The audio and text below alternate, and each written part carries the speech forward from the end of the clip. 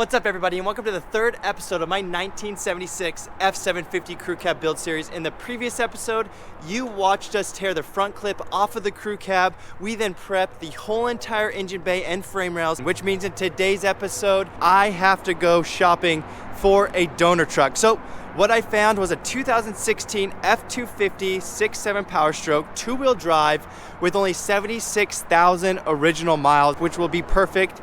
In the long run, this is what we should have done from the beginning. We now have a full truck to pull everything from the 6.7 Powerstroke, the transmission, all of the wiring harnesses, the fuel lines, the brake lines, the fuel tank, anything we need to make this swap 100% complete. So, if you guys enjoy this build series, please like and subscribe. We appreciate you guys watching, and we'll see you on the next one.